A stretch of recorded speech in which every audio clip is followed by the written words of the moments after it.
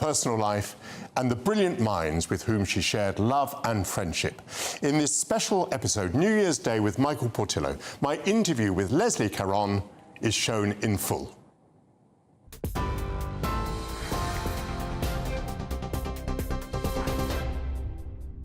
It's a minute past 2. Good afternoon to you. I'm Aaron Armstrong. Emergency services in Japan are responding to multiple fires and up to 30 collapsed buildings after a major earthquake. A 7.6 magnitude quake hit the Noto region in the centre of the country at approximately 7 a.m. UK time. No casualties have yet been reported, but a government spokesperson says it's understood people are trapped under the rubble.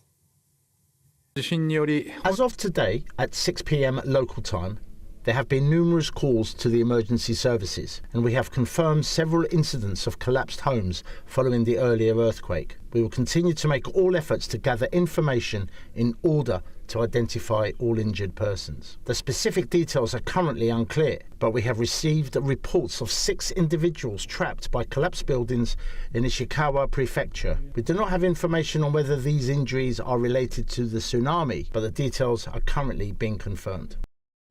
Well, tens of thousands of people have been left without power and evacuation orders remain in place for coastal areas, although a major tsunami warning has since been downgraded, and that has eased fears of 5-metre-high waves. Smaller tsunami waves have hit the coastline, but no damage has been reported from nuclear power plants along the Sea of Japan. An official from the country's meteorological agency says more earthquakes are expected.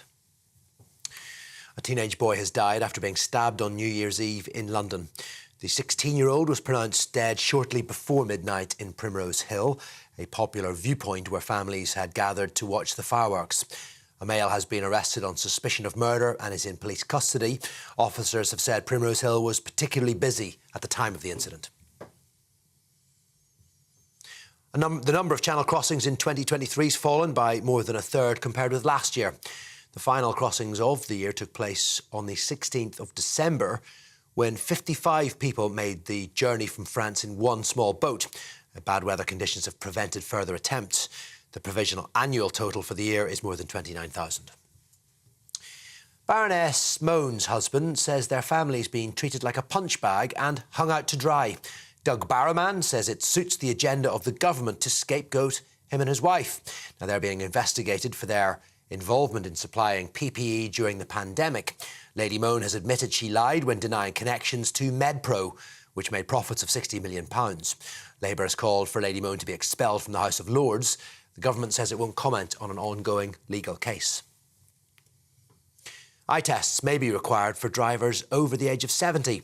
The Automobile Association's calling for the mandatory screening after the number of licence-holding drivers over the age of 90 doubled in the last decade. A record 153,000 Britons in that age group held a full licence in November, with no requirements for additional qualification or screening. The AA wants drivers to be required to show evidence of regular eye tests once they reach 70 to improve road safety. Meanwhile, the party continues in the capital as brass bands and dancers celebrate the new year. Along with this.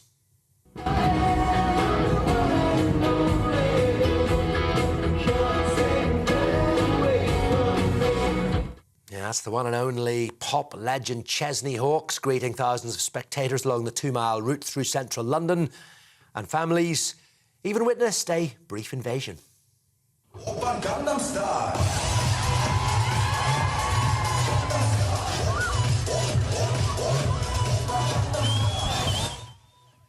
Yeah, the 2024 parade, which started in 1987, makes its way from Green Park to the Palace of Westminster. And I'm told a 20-foot-high balloon police officer will also be bobbing along the route. This is GB News. We're on TV, on digital radio and on your smart speaker too. Hope you're enjoying the new year. Now it is time for Michael.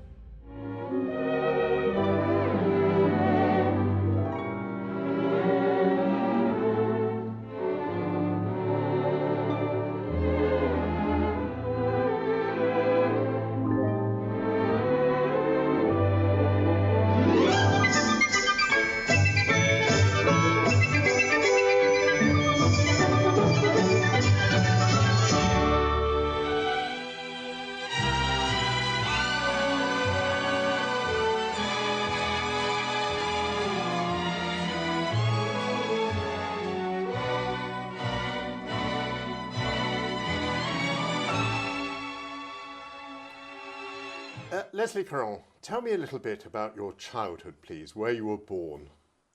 My grandparents were natural-born builders.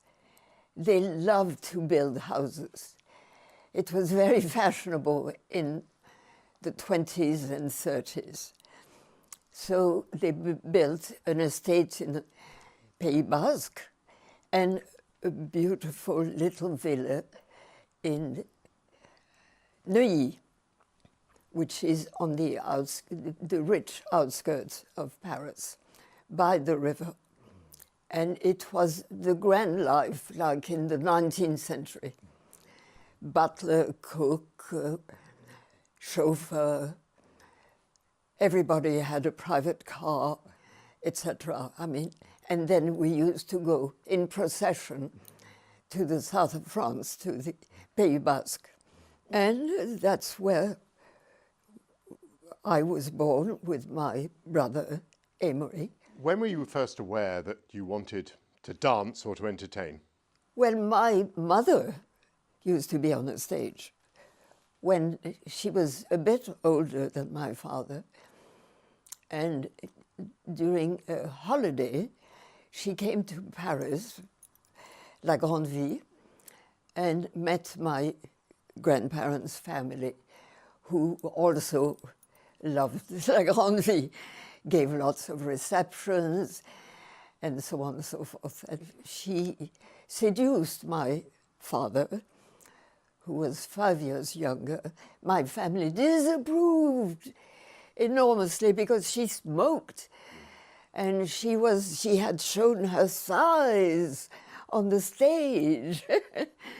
She'd been a dancer on Broadway, so that was a no-no. However, they had to lump it, and she married my father, and we were very happy. When was it you first thought that you wanted to dance or to entertain? Well, my mother never stopped talking about Pavlova and Nijinsky, les ballets russes. She talked about nothing but. What was your relationship like with your mother? Well, she was more interested in books and playing bridge. She used to give me the money she earned at bridge to buy toe shoes during the war. Apart from that, she said children bored her. She said, when you're a star, I'll be there. So is that why you became a star? Of course. Of course. She found the best school for me. And she said, well, get on with it. I'm not going to come like those mothers every day and watch you, just get on with it. And I did, and she'd come once a year, and she said, not quite good enough. So when you became a star, did you regain your mother's affection, do you think? She refused the first contract that was offered to me, because by then I was in Roland Petit's company. And that was very, very glamorous. It was the best company in Europe, maybe in the world in those days. But she turned down the contract. So she turned down the first contract. Second one was Gene Kelly, MGM, the leading part. So she said, okay, that'll be good.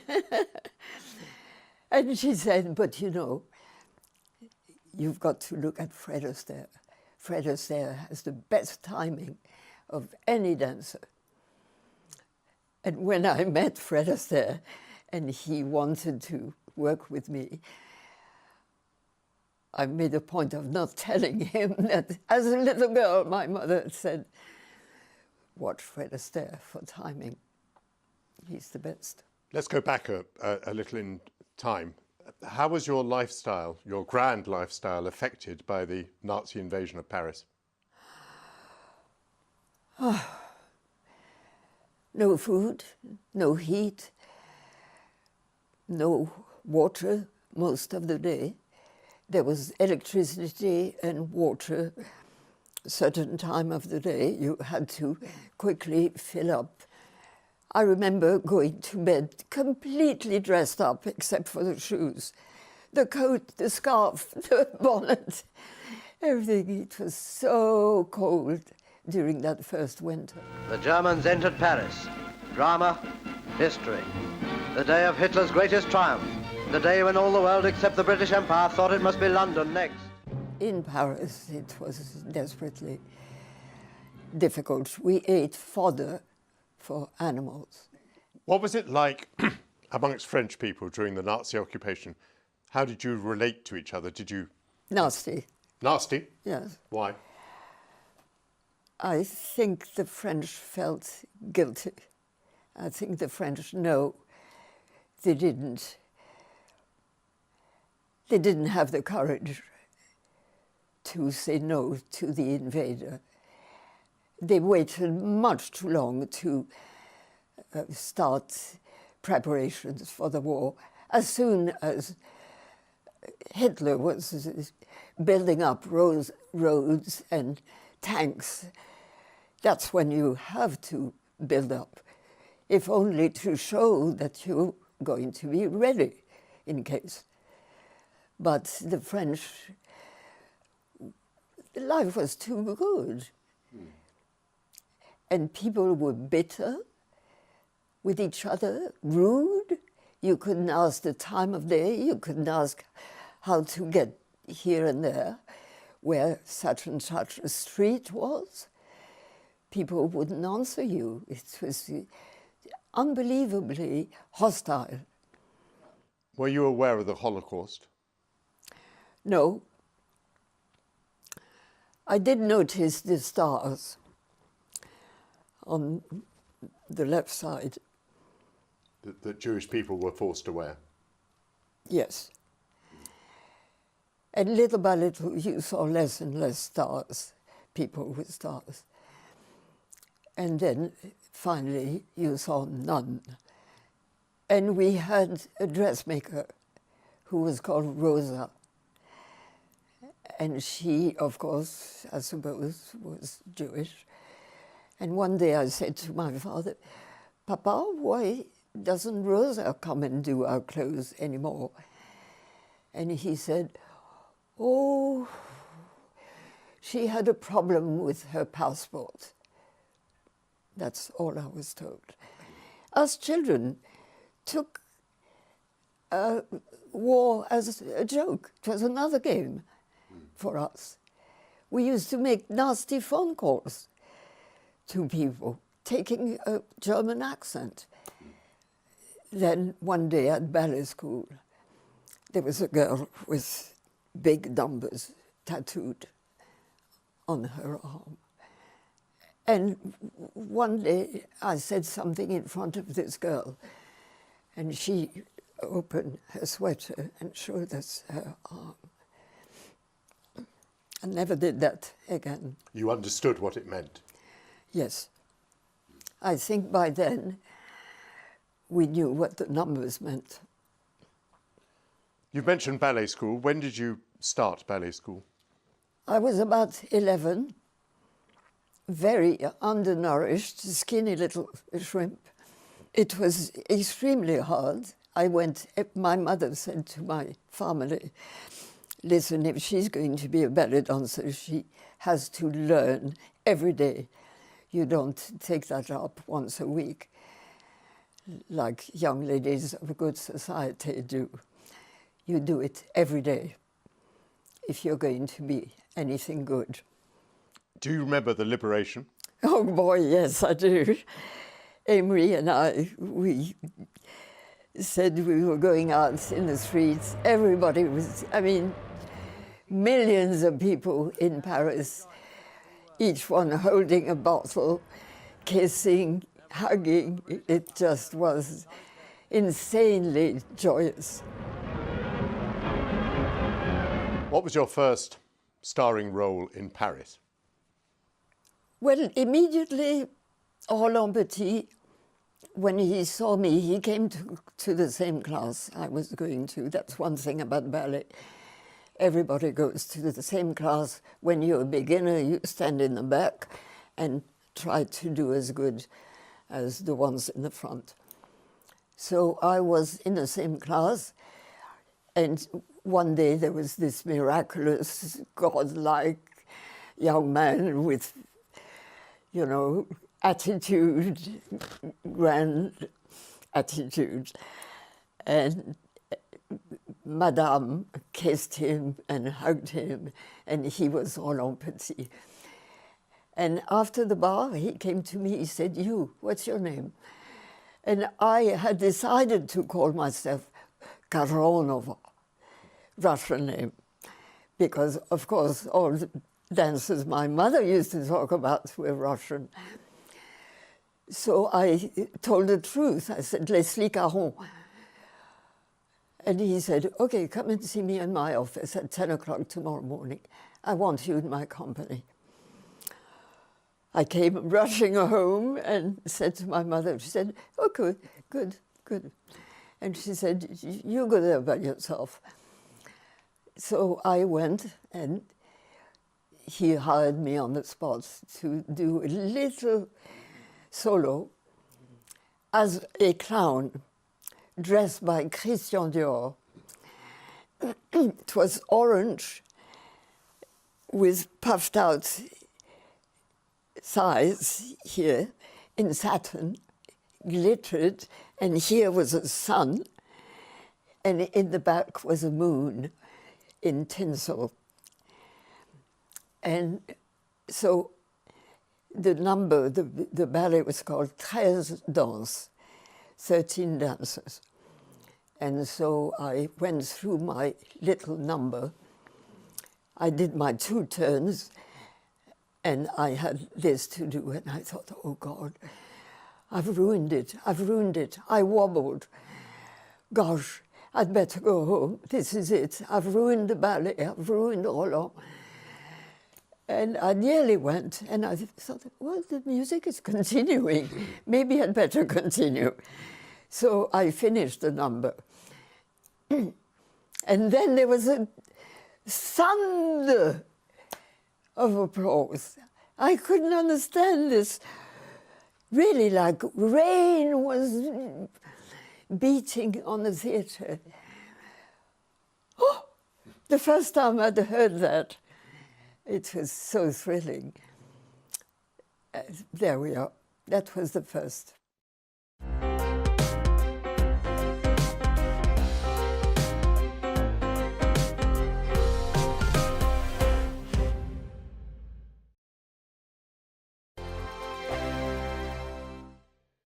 Join us every night on GB News at 11 p.m. for Headliners, which is 3 top comedians going through the next day's news stories, which is exactly what you need, because when the establishment has gone crazy, you need some craziness to make sense of it. Headliners. You don't have to bother reading the newspaper. We've got it covered for you. Every night at 11 p.m. and repeated every morning at 5 a.m. We won't send you to sleep like some of the other paper review shows out there. So join us 11 p.m. every night on GB News. The People's Channel, Britain's news channel. I think the most exciting bit for me is talking to people. People who I think are ignored often by the major news channels. We're going to give news they want to hear. There's a voice there that needs to be heard. I think there's a chance here for a diversity of opinion to be expressed, which you don't find elsewhere. It's really exciting. We don't hold back. We're free to say how decisions that are taken here affect us all around the country. Only on GB News, the People's Channel, Britain's news channel. I'm Michelle Dewberry, and I'm not here to tell you what to think. I'd much rather hear what you have to say. So send in your opinions to gbviews@gbnews.com. Keep them clean, and you never know, I might read them out. With my panel here on Jubes & Co, we debate, we get stuck into the issues of the day on a show where all views are welcome, especially yours. GB News, the People's Channel, Britain's news channel. In the GB Newsroom, we bring you the news as it happens. With our team of dedicated journalists across the UK, we're ready to give you accurate reporting every day. When the news breaks, we'll be there with bulletins on GB News, the People's Channel, Britain's news channel. Your weekend starts here with Friday Night Live with me, Mark Dolan, 8 till 9 on GB News. Big stories, big guests, and big laughs as we get you ready for a cracking weekend. That's Friday Night Live with Mark Dolan. Fridays 8 till 9 on GB News. Bring your own drinks. The admission's free. Good afternoon, Britain. Good afternoon, Britain. Join us, Tom and Emily, To find out what's happening in the heart of Westminster. and why it matters to you. Weekdays from midday, we bring you the most compelling stories from across the United Kingdom. And from your doorstep to our inbox. That's right, we want to hear from you. GB News, Britain's news channel. Big news, big debates, big opinion. Patrick Christie's Tonight is the week's biggest show. Every weekday, 9 to 11 p.m, we've got the inside track on the day's top stories. There'll be sharp takes you won't get anywhere else. We will set the news agenda, not just follow it, and I want to bring you along for the ride.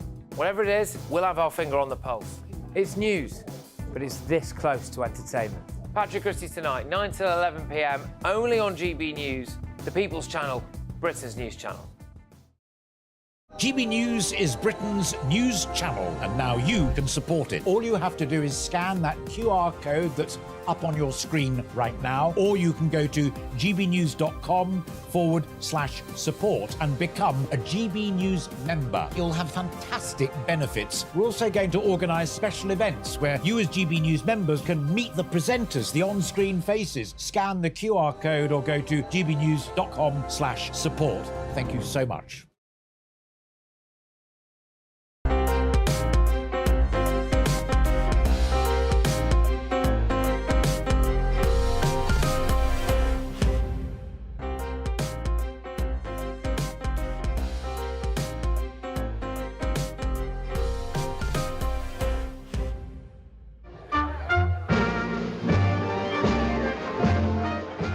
Leslie, what age were you when you first came to the attention of Gene Kelly?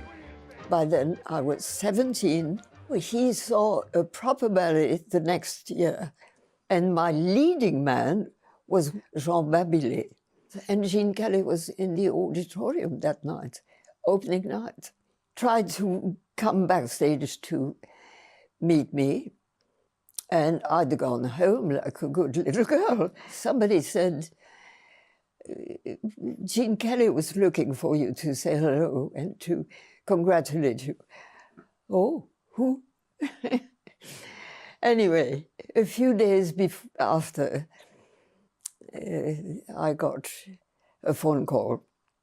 Gene Kelly wants to meet you and do a little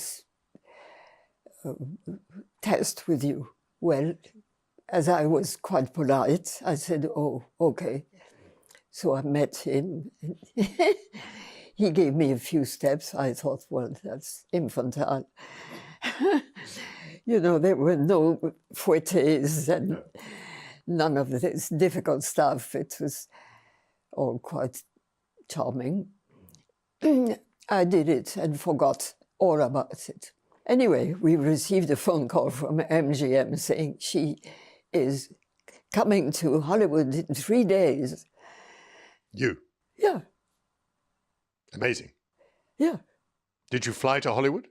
Yeah. And they said, well, Mother has to come with you. And Mother was quite bored at the idea of going to Hollywood. Oh. But she came, and we had to change planes. We stopped in London, and then Newfoundland, and then New York. Every time changing planes or something, or, you know, it was the longest journey in the world, 1950. And finally, Hollywood, we were totally dazed by then. They put us up, my mother and myself, in the Beverly Hills Hotel. My mother looked at the bill. It was something like $75 a night. The next morning, she woke me up at 6 and she said, honey, we're leaving. This is too expensive. We had something like $250 between the two of us for the week. So we left. She hailed a taxi, And we arrived in Culver City, which is nothing but crew guys and their family. Very nice gardeners also, lots of Mexicans. And it was by the workers' entrance to MGM. She said that'd be just fine, don't have to pay for a taxi. This resulted in you getting a part in An American in Paris, is that right? It didn't result. It resulted in starting to work on the film immediately. Oh, right. Yeah, I was hired from Paris. And where did you film the film? In Hollywood or in Paris? Entirely in Hollywood. We started working immediately on the piano. And Gene Kelly was doing choreography with his partner choreographer. Her name was Carol Haney, and she was a Jack Cole dancer, top dancer. And she taught me how to dance with my feet straight and not like that. Mm-hmm. And she taught me everything. And when I do the little introduction number with a chair, she was so sexy when she did that. She brought the chair. Oh, you know, that the censorship came on the set. She said, "This is too sexy, you've got to tame it down." I was doing what Carol taught me.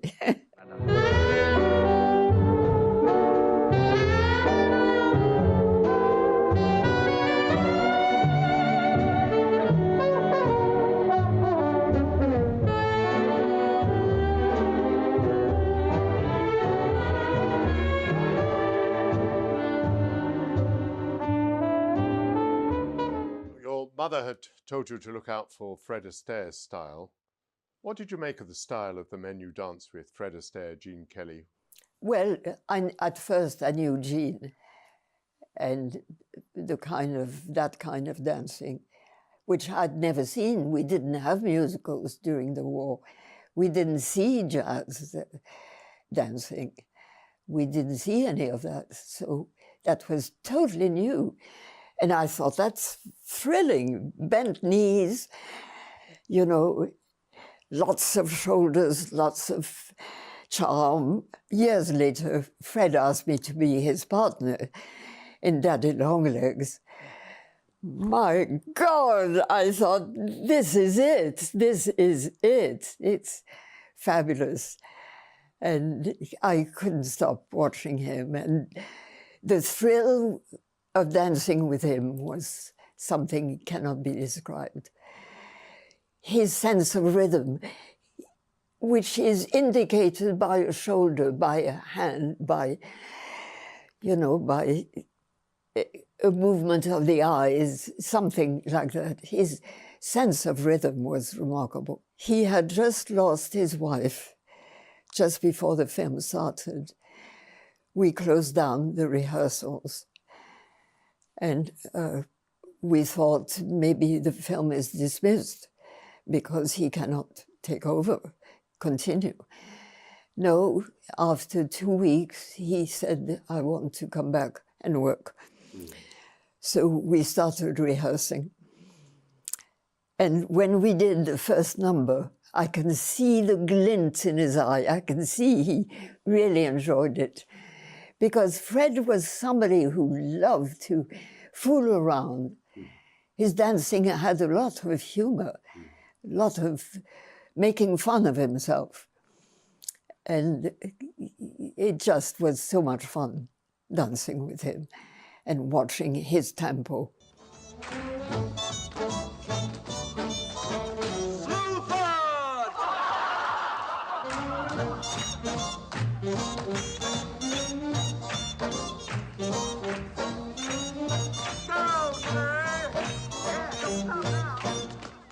And what would he say about you? He chose you as his partner. Yes. What was it about your dancing that he liked?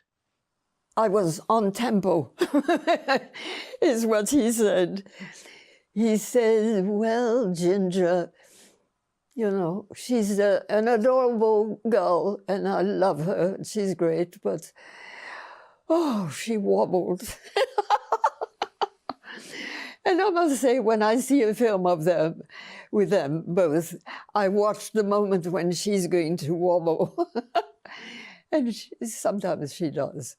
But he said, I used to have to cut the film really fast because she'd still be, you know, I mean, Fred was... Oh. Did you know the rest of Fred Astaire's family? Did you know his sister Adele? Did you know his mother?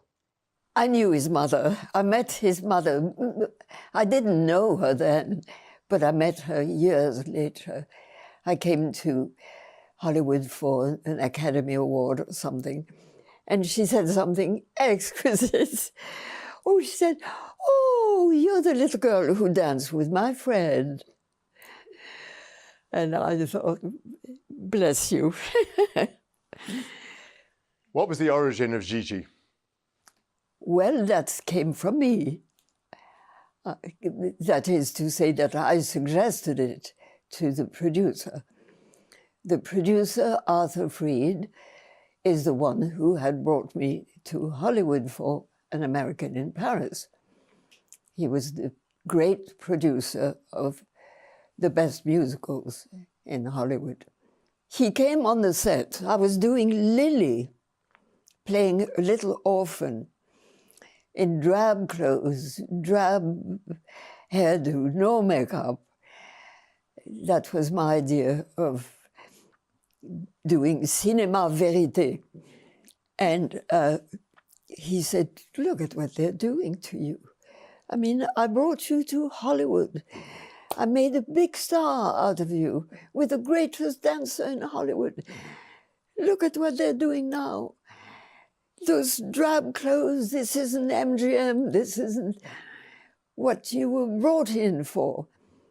Listen, let's do another film together. Have you any ideas? And I said, Gigi?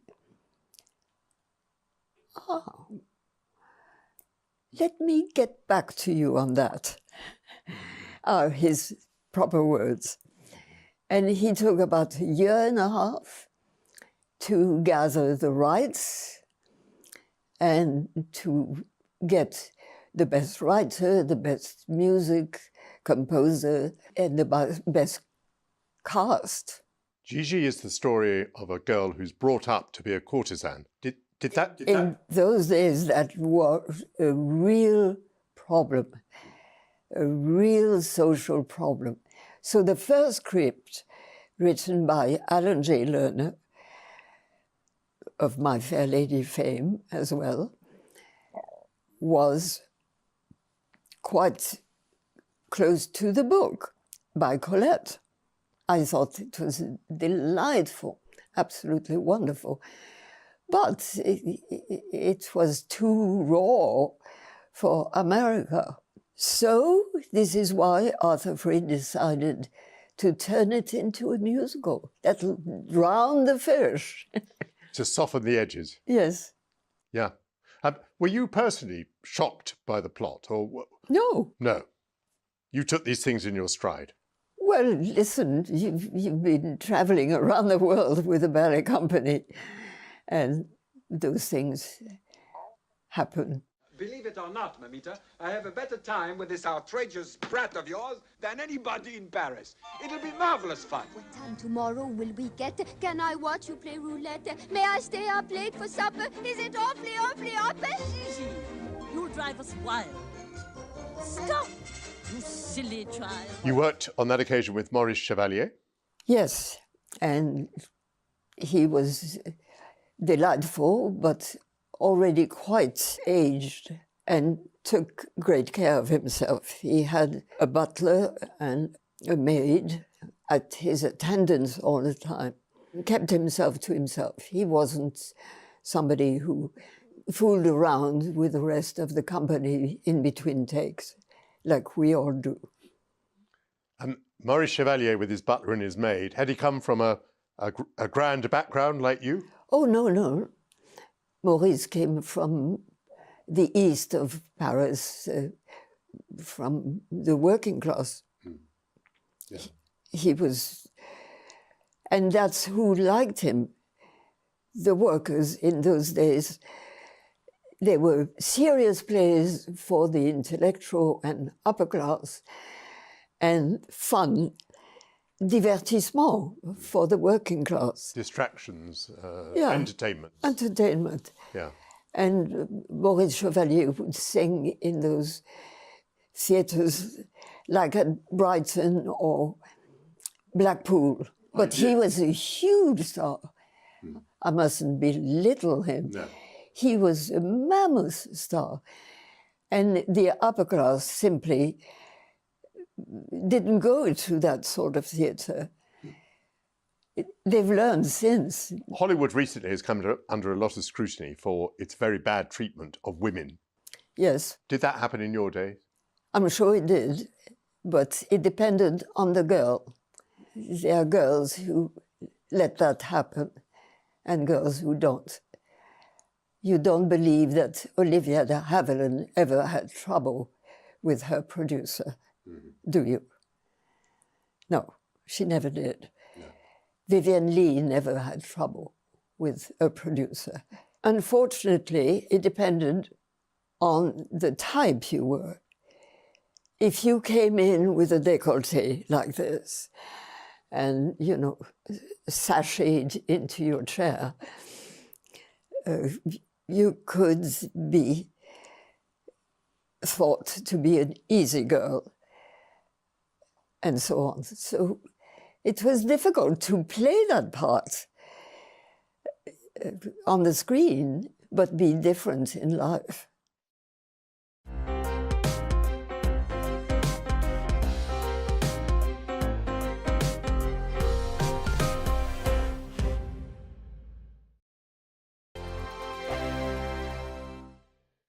(2024), a battleground year. The year the nation decides. As the parties gear up their campaigns for the next general election. Who will be left standing when the British people make one of the biggest decisions of their lives? Who will rise? And who will fall? Let's find out together. For every moment, the highs, the lows, the twists and turns. We'll be with you for every step of this journey. In 2024, GB News is Britain's election channel. GB News, unlike other broadcasters, isn't obsessed with the London-Westminster bubble. We think there's a nation beyond the M25, and that's why we talk about the issues that matter across the land. Join me on State of the Nation, 8 to 9 o'clock, Monday to Thursday, on GB News. Daisy's listening, and you should too. Wake up to the headlines with Headliners every morning at 5 a.m. We treat you to the day's biggest stories before anyone else, 7 days a week. You can catch up on everything you need to know before you've even had your kippers. Headliners every morning at 5 a.m, only on GB News, the People's Channel, Britain's news channel. I'm Andrew Doyle. Join me at 7 o'clock every Sunday night for Free Speech Nation, the show where I tackle the week's biggest stories in politics and current affairs with the help of my 2 comedian panellists and a variety of special guests. Free Speech Nation, Sunday nights from 7 on GB News, the People's Channel, Britain's news channel. Now then, Lee Anderson here. Join me on GB News on my show, The Real World, every Friday at 7 p.m. I'm not eating bloody cat. Are you Delicious. mental? Open your mouth. OK, here comes a train. Reminds me of the scene in Singing in the Rain. Adam, is that a good one? Whoa! Join me at 7 on GB News, Britain's news channel. What you get for breakfast is something that, if we do our jobs right, you will wake up to news that you didn't know the night before. It's a conversation. It's not just me and Eamon. We want to get to know you, and we want you to get to know us. From 6, it's Breakfast with Eamon and Isabel. Monday to Thursdays on GB News, Britain's news channel. Have a great Saturday night with me, Leo Curse, on the Saturday Night Showdown. It's a crazy world out there, so come and make fun of it with me, my panel of comedians, and a couple of people who actually know what they're talking about.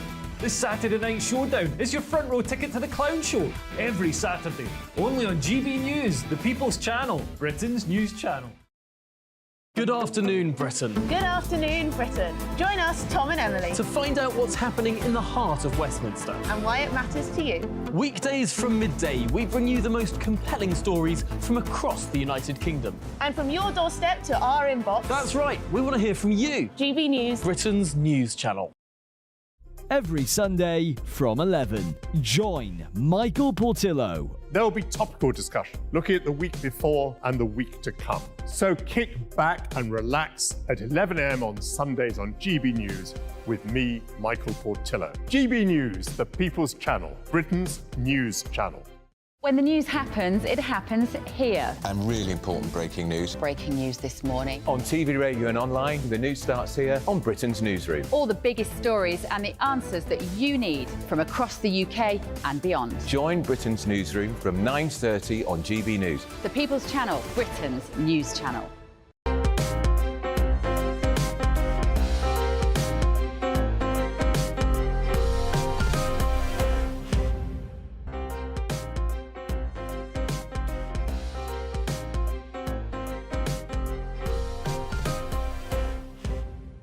Tell me about this gentleman here. That is Jean Renoir, looking like a Russian Yes. oligarch. He was sort of my father. In Hollywood, he was my father very much. He and Isherwood were my two fathers. And here's Nureyev. Was it easy to get on with Nureyev? Oh, yes. He was really the sweetest friend in the world. He missed his Russia, his family, his mother. He, of course, had moments of exaggeration and drama, but he wanted perfection. He was hard-working as anyone ever was. He couldn't understand what was happening to him. He went to his doctor and said, "Doctor, I don't know what's the matter with me. I'm so tired all the time." And the doctor said, "Rudolph, you have AIDS." He couldn't understand. No. He was hungry for life. After having danced, after we had supper, after we had talked and giggled and so on, he was going to night films to educate himself on English language and English style. He was a voracious learner. I adored him. Leslie, do you mind me asking, what were your experiences of marriage? Did marriage agree with you? Well, I was very Catholic. I was brought up very properly Catholic. So I did believe in marriage. And my first marriage was with somebody whose father was a remarkable man who had started Spam and the great pork industry. And he, during First World War, had married a French girl. So I really married his mother, a French woman. I felt at home. And my first marriage crashed when I discovered I was married to the son, not to the mother. And she was great fun, a bit too much, perhaps. But there was no communication between Geordie and I. And I discovered that he was hooked on drugs. Yeah, there was no communication.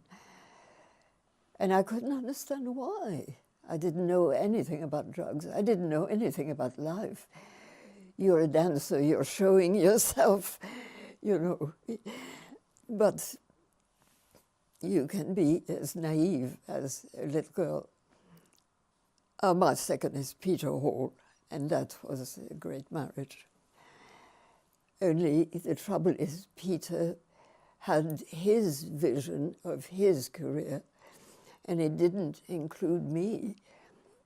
There was a world of difference in Peter's vision of what a wife should be like in the kitchen, and that's it. Literally you in the kitchen. Yes, and in those days, that's the way the British saw women.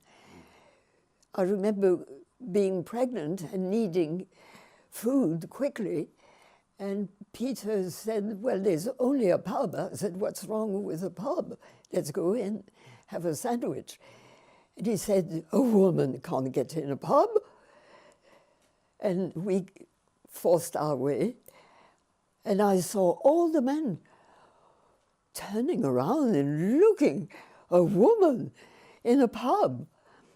I mean, you know, the days were very, very different.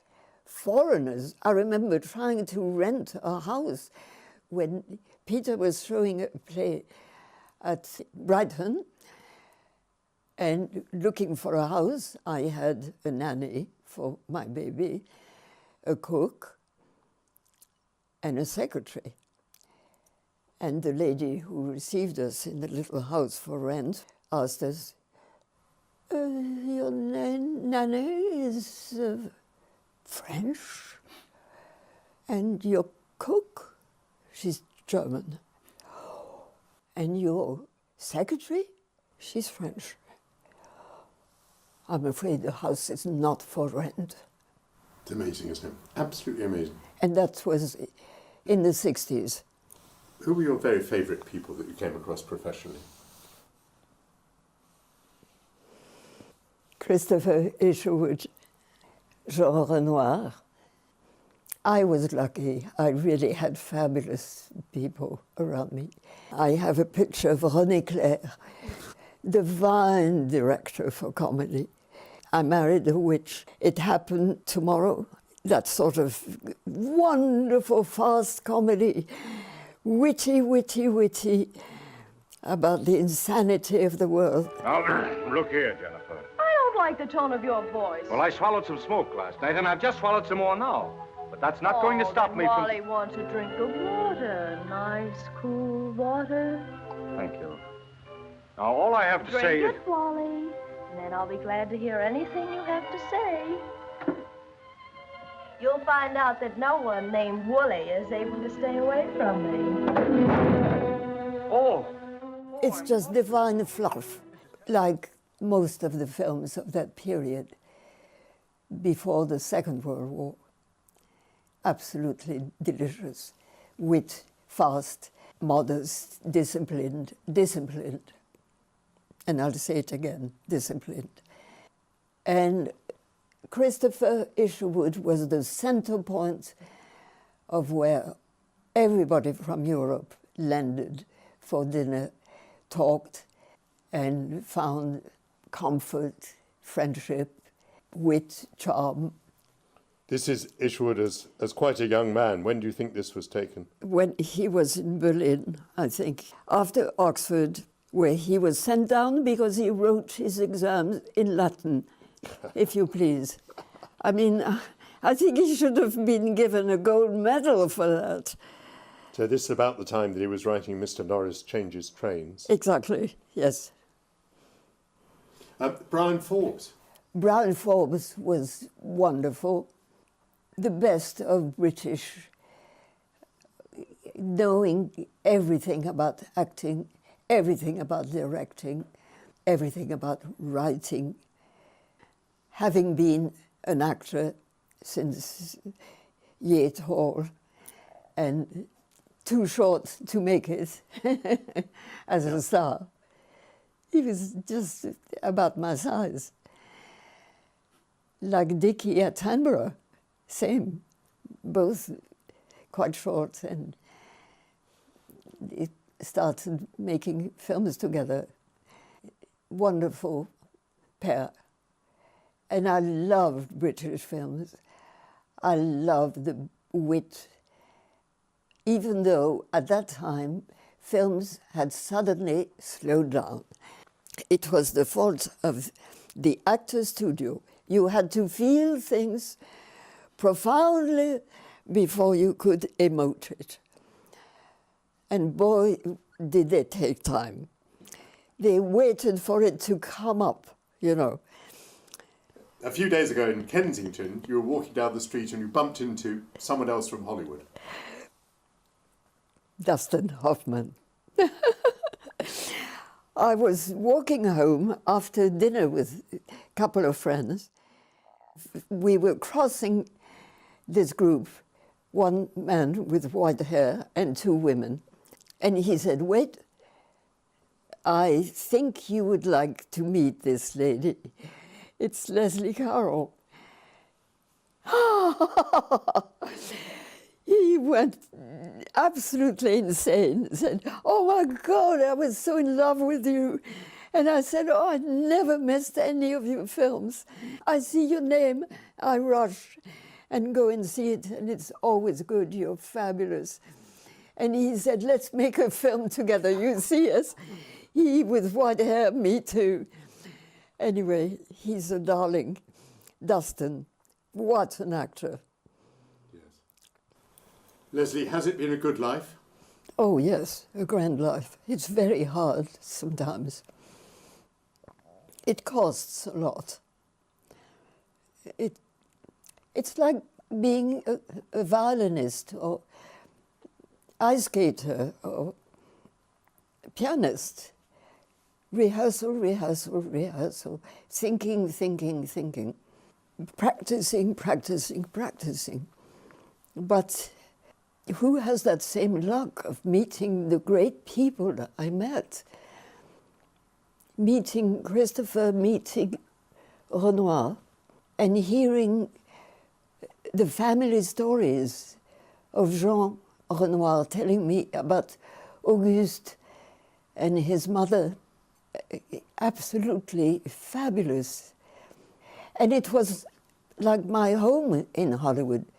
I was able to ring the doorbell any day of the week, and I'd be welcomed in with a slice of salami and a glass of, not a glass, a silver goblet, if you please, always, for white wine. I have heard about your life, I have heard about Hollywood firsthand, and it has been sensational. Thank you. Thank you, Michael.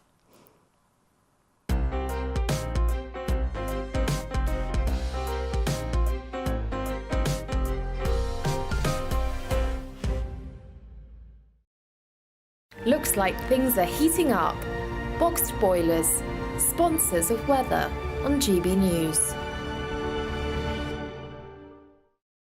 Hello there, Happy New Year. I'm Jonathan Vautry here with your GB News weather forecast provided by the Met Office. The last few months of 2023 were rather wet, and the start of 2024 is picking up on that theme because it's going to be a very wet end to New Year's Day, with rain spreading in across much of England, Wales, Northern Ireland and eventually into Scotland for the second half of the night. That'll be pushing into colder air ahead of it, so it will be falling as snow over the higher ground here. Very windy for Shetland with gales and also further coastal gales across southern areas of England overnight. Will be quite mild in the south, holding up in double-digit figures, but something colder for Scotland with a patchy frost to kick off Tuesday morning. The rain here will slowly push its way northwards, lingering over the Northern Isles later on in the day. Parts of eastern, southern Scotland could see some brighter conditions for the bank holiday here, but a very wet Tuesday to come for much of England and Wales. Some uncertainty in regards to the exact track of this rain, but some localised disruption is possible through the day because of that rain, as well as the strong winds that will be persisting. Again, temperatures ranging between 7 and 13 degrees Celsius, but feeling a bit colder if you are exposed to the wind. On Wednesday, one area of low pressure is slowly drifting off towards the continent, but we've still got this one lingering to the northwest of the UK, and this trailing occluded front will continue to bring outbreaks of rain, particularly for the Northern Isles. Again, very windy with further gales here. Elsewhere, it's a mixture of sunshine and showers, those showers most frequent and heaviest in the west, pushing in on a very brisk westerly wind. The winds and the showers will slowly ease down as we head throughout the second half of the week, but it's also going to be turning colder. Bye-bye.